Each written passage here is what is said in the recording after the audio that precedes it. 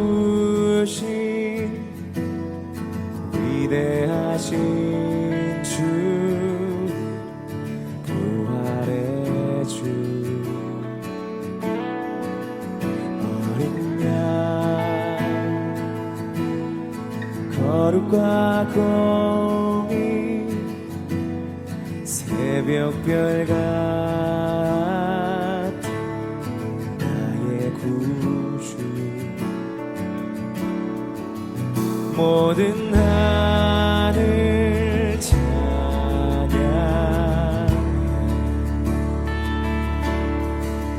모든 만물이 주 경배해.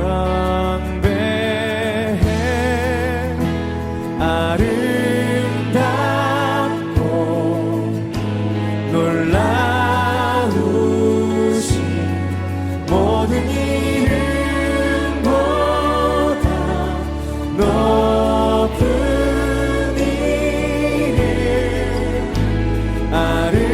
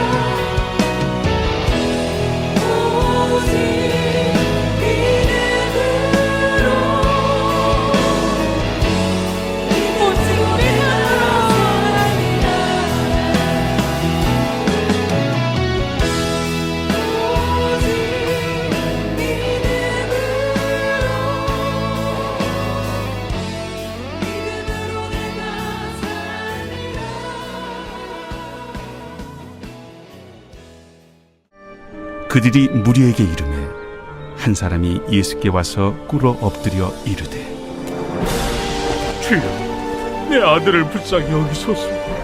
그가 간질로 심히 고생하여 자주 불에도 넘어지며 물에도 넘어지는지라. 내가 주의 제자들에게 데리고 왔으나 능히 고치지 못하더이다. 믿음이 없고 패역한 세대여, 내가 얼마나 너희와 함께 있으며 얼마나 너희에게 참으리요. 그를 이리로 데려오라. 이에 예수께서 꾸짖으시니 귀신이 나가고 아이가 그때부터 나으니라.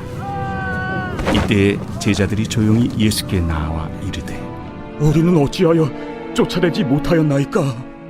너희 믿음이 작은 까닭이니라. 진실로 너희에게 이르노니 만일 너희에게 믿음이 겨자씨 한 알만큼만 있어도 이 산을 명하여 여기서 저기로 옮겨지라 하면 옮겨질 것이요 또 너희가 못할 것이 없으리라. 갈릴리에 모일 때 예수께서 제자들에게 이르시되 인자가 장차 사람들의 손에 넘겨져 죽임을 당하고 제3일에 살아나리라 하시니 제자들이 매우 근심하더라. 가버나움에 이르니 반세계를 받는 자들이 베드로에게 나와 이르되 너의 선생은 반세계를 내지 아니하느냐? 내신다. 하고 집에 들어가니 예수께서 먼저 시몬아, 내 생각은 어떠하냐? 세상의 임금들이 누구에게 관세와 국세를 받느냐? 자기 아들에게냐 타인에게냐? 타인에게니이다. 그렇다면 아들들은 세를 면하리라. 그러나 우리가 그들이 실족하지 않게 하기 위하여 네가 바다에 가서 낚시를 던져 먼저 오르는 고기를 가져 입을 열면 돈 한 세겔을 얻을 것이니 가져다가 나와 너를 위하여 주라.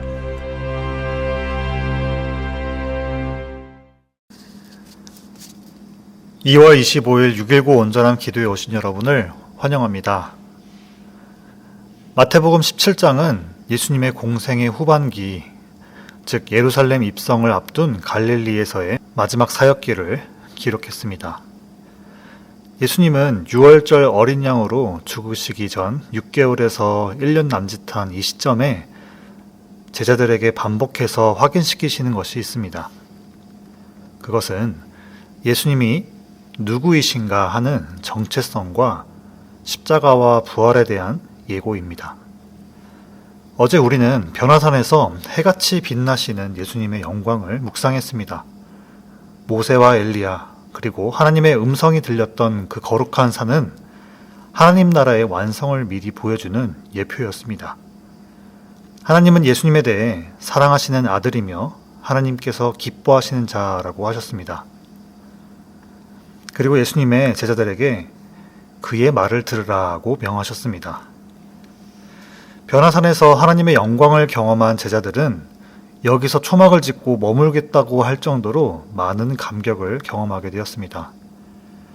하지만 산 아래의 현실은 냉혹했습니다. 하늘의 영광이 가득한 산을 내려온 예수님과 세 제자들을 맞이한 것은 귀신 들린 아들을 둔 그 아버지의 절규와 아무것도 하지 못한 채 쩔쩔매는 나머지 제자들의 무능함이었습니다. 이 극명한 대비를 보여주는 오늘 본문은 우리에게 질문합니다.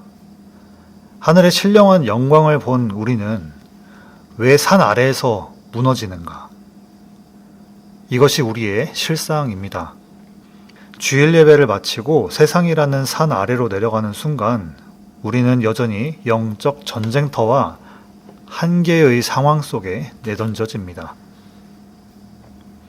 먼저 14절부터 21절, 실패로 인해 전의가 상실된 제자들의 모습입니다.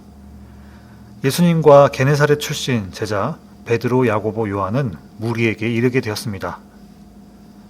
한 사람이 예수님께 나와 엎드려 간청합니다. 자신의 아들이 간질로 심히 고생하고 있다는 것입니다. 여기서 말하는 간질은 현대 뇌질환을 넘어선 의미가 있습니다. 당시 문화적 이해로 이 병은 달이 지닌 초자연적 힘과 연관된, 즉 악한 영에 사로잡힌 상태를 의미했습니다. 불에도 물에도 넘어지면서 아이를 죽이려 하는 이 고통은 명백한 악한 영의 역사였습니다. 우리가 주목할 점은 이 아버지가 처음에는 제자들을 찾아갔다는 것입니다. 마태복음 10장 1절에서 예수님은 이미 제자들에게 더러운 귀신을 쫓아낼 권능을 주셨습니다. 그래서 제자들에게 간 것은 적절한 요청이었습니다. 그러나 제자들은 실패했습니다. 예수님은 이를 보시고 믿음이 없고 패역한 세대여라고 하시면서 탄식하셨습니다. 제자들은 예수님께 하소연했습니다. 우리는 어찌하여 쫓아내지 못했습니까? 예수님의 대답은 명확했습니다. 너희 믿음이 작은 까닭이니라. 제자들에게 겨자씨 하나만한 믿음, 즉 권능의 원천이신 하나님께 온전히 자신을 맡기는 신뢰가 사라졌을 때 그들은 무능해졌습니다. 이것은 과거만의 이야기가 아닙니다. 오늘날 진리와 비진리를 분별하지 못하고 종교적 형식만 남은 우리를 향한 그 찔림이 되어야 됩니다. 본문 22, 23절에서 예수님은 제자들과 갈릴리에 모였을 때 다시 한번 순환과 부활을 예고하셨습니다. 인자가 사람들의 손에 넘겨져 죽임을 당하고 제3일에 살아나리라. 예수님께서 사람들에게 넘겨지시고 십자가 죽음과 부활은 하나님의 섭리 안에서 이루어지는 것입니다. 예수님은 제자들에게 자신이 하나님의 뜻대로 되실 것을 이루시기 위해 오신 메시아이심을 가르쳐 주셨습니다. 하지만 제자들은 듣고 근심했습니다. 제자들이 예수님의 십자가 순환 예고를 듣고 근심한 이유는 여전히 그들 마음에 믿음이 없기 때문이었습니다. 믿음은 들음에서 나고 들음은 그리스도의 말씀으로 말미암았느니라. 변화산에서 하나님은 그의 말을 들으라고 하셨습니다. 성경에서 들으라는 것은 단순히 고막을 울리는 소리가 아니라 말하는 이의 의도와 뜻을 헤아리라는 명령입니다. 하지만 제자들의 반응은 어떠했나요? 제자들이 매우 근심하더라. 제자들은 예수님이 왜 이 땅에 오셨는지, 왜 넘겨지셔야 하는지 질문하지 않았습니다. 주는 그리스도시요 살아계신 하나님의 아들이시니라 라고 고백했던 베드로조차도 이 뜻을 헤아리지 못하고 항변했습니다. 그들에게는 들을 귀가 없었기 때문입니다. 지난 주일 말씀처럼 처음 사랑이 없는 에베소 교회를 향한 꾸짖음을 기억하시기 바랍니다. 에베소 교회는 이단은 구별하고 인내했지만 믿음의 근간인 하나님을 향한 신뢰와 사랑이 빠져버린 모습, 그것이 바로 근심에 빠져 주님의 섭리를 보지 못하는 제자들의 모습입니다. 환난보다 크신 하나님을 묵상하길 바랍니다. 그때서야 비로소 근심이 물러가고 평강이 임하게 될 것입니다. 예수님은 제자들과 죽음과 부활에 대한 예고를 나눈 후에 가버나움에 도착했습니다. 그곳에서 세금 걷는 자들이 제자들에게 나와서 이렇게 물었습니다. 너네 선생은 반세계를 왜 내지 않느냐? 세금 걷는 자들이 요구하는 것은 성전세였습니다. 가버나움은 교통요지여서 관세와 징수소가 설치되어 있었습니다. 그리고 성전에 들어가기 위해 성전세를 받는 세금 징수인들이 있었습니다. 성전세는 로마 세법에 의한 게 아니라 출애굽기 30장에 근거한 성전세입니다. 주로 성전을 유지하고 봉사하는 자들에게 도움이 되는 세금입니다. 또한 출애굽기 30장 16절에서 이 성전세는 생명을 대속할 목적으로 내는 속전이라고 합니다. 세금 징수원들의 질문에 베드로는 예수님께서 성전세를 내실 것이라 말하고 집으로 돌아왔습니다. 베드로는 여전히 성전세로 고민하고 있던 것으로 보입니다. 그럼 베드로에게 예수님은 물어보셨습니다. 왕의 아들들이 세금을 내느냐? 베드로가 아니요 라고 답하자 예수님은 말씀하셨습니다. 그렇다면 아들들은 세를 면하리라. 예수님은 성전의 주인이시며 하나님의 아들이시기 때문에 이 세금을 낼 의무가 전혀 없으셨습니다. 하지만 예수님은 놀라운 말씀을 하셨습니다. 우리가 그들이 실족하지 않게 하기 위해서 세금을 내겠다라고 하셨습니다. 예수님께서는 베드로에게 바다에 가서 낚시를 하라고 명하십니다. 그리고 가장 먼저 올라온 물고기의 입을 열면 한 세계를 얻을 것이니 그것을 가져다가 예수님과 베드로를 위한 세금으로 내라고 말씀하셨습니다. 성경은 이후에 베드로가 실제 이 일을 행했는지 구체적으로 기록하지 않았습니다. 그러나 우리는 이 본문을 마주하면서 깊은 묵상에 잠기게 됩니다. 과연 이 사건이 우리에게 주는 진정한 의미는 무엇일까요? 마태복음은 유대 그리스도인들을 주 독자로 삼고 있습니다. 따라서 예수님이 구약의 예언을 성취하신 메시아이자 유대인의 왕이심을 입증하려는 유대적 관점이 짙게 배어 있습니다. 그런데 24절부터 27절까지의 내용을 단순히 납세의 의무를 다하여 실족하지 않게 하려는 배려나 초자연적으로 필요를 채우시는 하나님에 대한 찬양으로만 이해하기에는 이 본문이 아쉬운 점이 남습니다. 우리에겐 여전히 의문이 남습니다. 왜 예수님은 현장에 있던 다른 제자들의 세금까지 한꺼번에 준비하게 하지 않으셨을까요? 왜 굳이 어부였던 베드로에게 다시 낚시를 시키셨을까요? 이는 변화산에서 들려온 하나님의 명령, 즉 그의 말을 들으라 하신 말씀을 기억하게 하려는 의도였을까요? 본문 앞뒤 문맥과 공생의 마지막 부분이라는 특징을 가지고 본문을 보면 이 사건을 가볍게 넘길 수 없습니다. 성전세는 출애굽기에서 하나님이 제정하신 대로 부유한 자나 가난한 자나 모두가 동일하게 반세겔씩 내야 했던 생명의 속전입니다. 이는 금액의 크기보다 그 속에 담긴 책임을 요구하는 제도였습니다. 사실 예수님과 베드로가 반세겔을 내지 못할 정도로 가난하지는 않았을 것입니다. 돈 자체가 문제는 아니었다는 뜻입니다. 따라서 공생의 마지막 기간에 예수님이 메시아이심을 밝히시는 이 흐름 속에서 물고기가 입에 물고 온 한 세겔의 이야기는 성경 전체를 관통하는 하나님의 구원 관점으로 해석해야 합니다. 성경은 구원에 이르는 하나님의 지혜입니다. 이 관점에서 볼 때 성전세와 물고기 그리고 한 세겔은 결코 단순한 이야기가 아닙니다. 성경에서 물고기는 종종 본질을 드러내기 위한 비유로 쓰이기도 합니다. 특히 마태복음에서의 물고기는 의인과 악인을 구분하는 맥락에서 등장합니다. 예수님은 베드로를 처음 부르실 때 사람을 낚는 어부라고 칭하셨습니다. 천국 비유에서도 그물을 던져 좋은 물고기와 나쁜 것을 골라내는 심판의 모습을 말씀하셨습니다. 구약 성경 역시 물고기를 의미심장하게 다뤘습니다.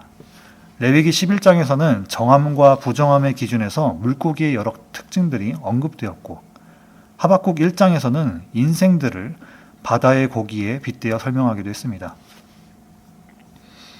이 모든 내용을 종합해 볼 때 베드로가 낚아 올린 첫 물고기는 유대적 관점에서 의인을 상징하며 궁극적으로는 예수 그리스도 자신을 상징한다고 볼 수 있습니다.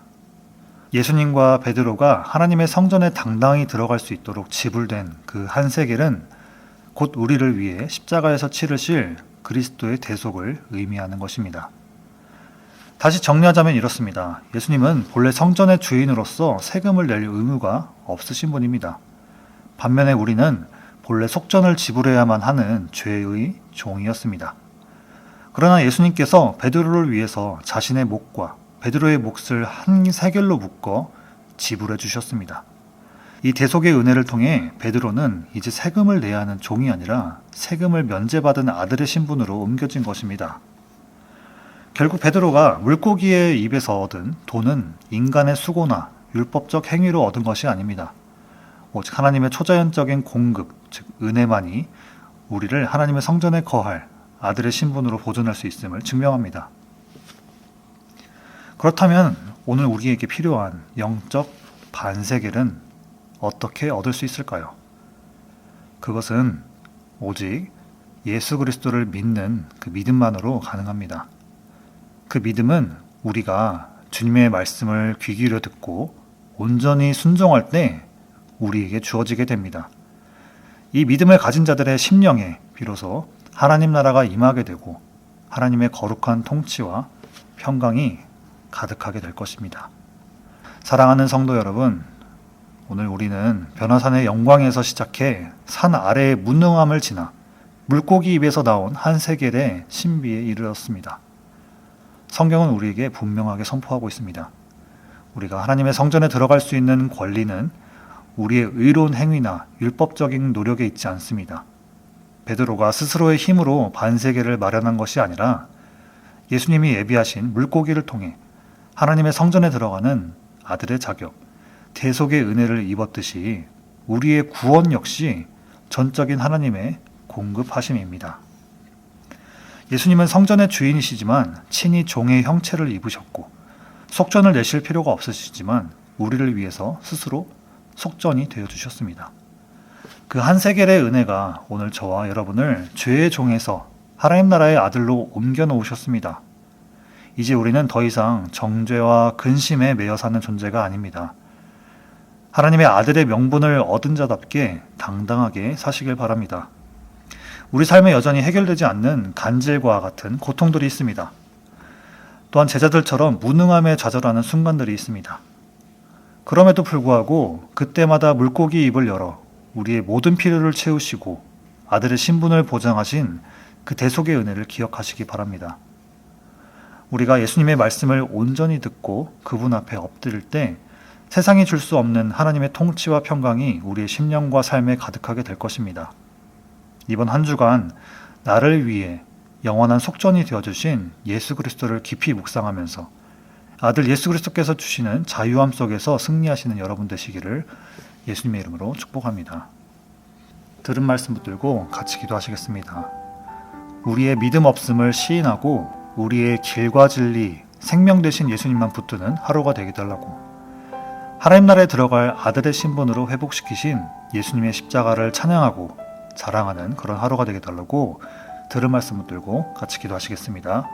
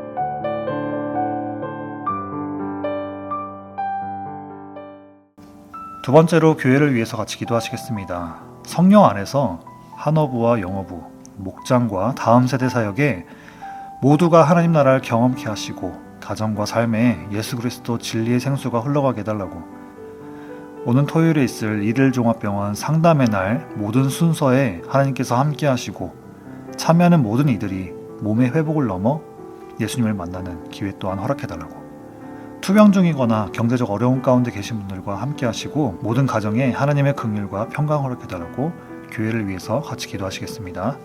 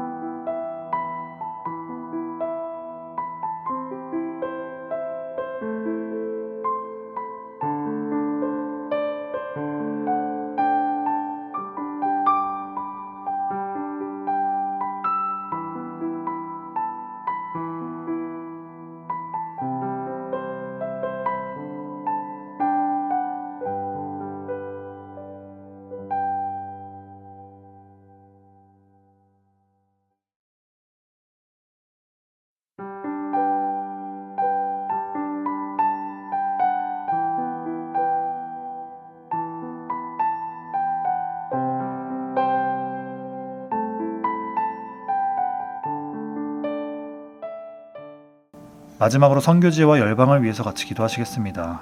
조국 대한민국과 또한 미국, 전 세계에 공의와 자비 하나님께서 함께 달라고 모든 교회가 이 세대를 향한 애통한 마음 갖게 하시고 각자의 자리에서 복음의 열매를 맺게 하시고 하나님 나라가 교회를 통해 선포되게 해달라고 세계 각지에서 복음을 전하시고 계신 선교사님들의 영육혼, 가정과 사역에 하나님의 도우심과 열매 맺음을 경험하게 달라고 선교지와 열방을 위해서 같이 기도하시겠습니다.